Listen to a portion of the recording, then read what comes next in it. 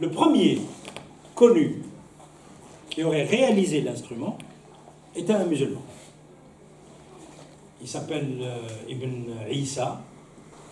Et le deuxième, peut-être lui, parce que lui, il a écrit un livre, mais l'autre l'aurait réalisé, d'après les témoignages que nous avons.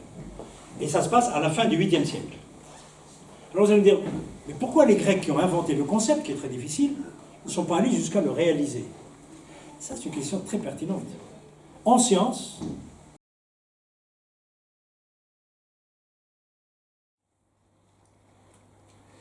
alors en fait, quand on regarde un petit peu ce qui se passe, donc quand on regarde à des grossissements de plus en plus élevés, donc je m'étais arrêté tout à l'heure au niveau de l'atome, avec l'électron et le noyau, et en fait on peut continuer à plonger à l'intérieur avec le noyau qui est constitué de protons et de neutrons, les protons étant chargés positivement, les neutrons étant neutres du point de vue électrique. Et à l'intérieur de ces protons et de ces neutrons, donc dans ce jeu d'emboîtement, un peu comme les poupées russes, vous allez vous retrouver avec à l'intérieur des quarks,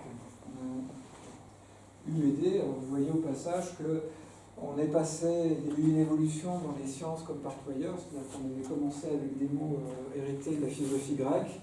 À un moment donné, bon, proton, neutron, c'est toujours du grec, mais il y a eu une découverte majeure qui s'est faite au CERN en juillet 2012. Et c'était la découverte de cette particule, là qu'on nomme la particule de Higgs, et qui est assez, comment dire, exceptionnelle, assez importante. C'est vraiment une découverte historique, c'est vraiment une avancée majeure, pas seulement dans la physique, moi je dirais même que c'est une avancée majeure dans l'histoire des sciences.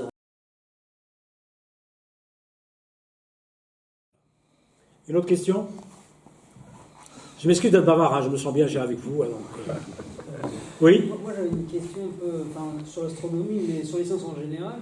Qu'est-ce qui a fait qu'à un moment comme ça donné, presque même pas un siècle si j'ai bien compris, il y a eu un tel engouement dans cette région du monde? Alors, c'est une très bonne question, qui n'est pas... c'est pas les historiens des sciences qui vous répondront. Je vais se poser la question du pourquoi il y a une dissymétrie surmonte au Big Bang et autres entre les deux. alors il y a deux choses différentes. Il y a pourquoi dans le modèle standard il y a une dissymétrie. Oui. Ça c'est une première question qui n'est pas évidente. Une deuxième question que vous mentionnez, qui n'est pas la même, c'est il y a une différence entre matière et antimatière autour de nous, Oui. à l'échelle de ce qu'on voit autour de nous, alors que quand on prend les modèles de Big Bang habituels, on va dire qu'au début, il n'y a qu'une quantité égale de particules, enfin de matière et d'antimatière. Et donc, qu'est-ce qui, dans l'évolution de l'univers, a fait qu'on est parti d'une situation équilibrée pour arriver à une situation déséquilibrée? Et moi, j'aurais encore une question. En fait, c'est une question en fait, qui a été posée il y a très très longtemps maintenant. C'est un grand physicien qui a posé cette question lors d'une conférence, justement pour taquiner justement le conférencier qui était lui-même un éminent physicien. Donc le questionneur en question, c'était M. Feynman. Oui. Et le conférencier, c'était Abdou Salam. Donc, si vous permettez, je vous dis un tout petit passage. Oui, absolument. Ça m'intéresse. C'est très rapide.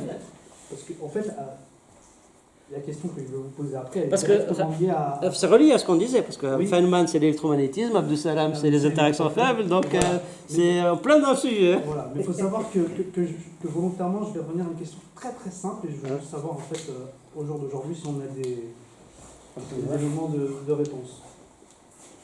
Donc c'est Jacques Gauthier qui demande à Abdou Salam, qui lui fait l'entretien, il demande « Est-ce que vous avez déjà rencontré M. Feynman ?» Et donc Abdou Salam lui répond. Oui. Une fois, c'était au Brésil, donc Abdou Salam était au Brésil, et j'ai dû le faire taire, il a dû faire taire Feynman, car il exagérait. Je faisais une conférence sur un formalisme de la théorie quantique des champs. Feynman était assis au fond de la salle. Je n'avais pas plutôt commencé mon exposé que celui-ci m'interrompit avec des questions du genre « Qu'est-ce qu'une particule ?» Je répliquais « Feynman, ces questions sont fondamentales et nous ne comprenons pas vraiment, par exemple, pourquoi nous associons des champs et des particules et pourquoi nous distinguons un objet d'un autre en appelant certaines des particules et d'autres des composés.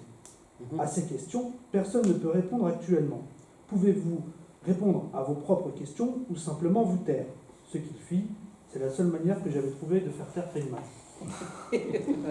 Donc la question que Feynman a posée, et ce qui n'est pas dans le but... Oui. Alors justement. Au jour d'aujourd'hui, Ouais.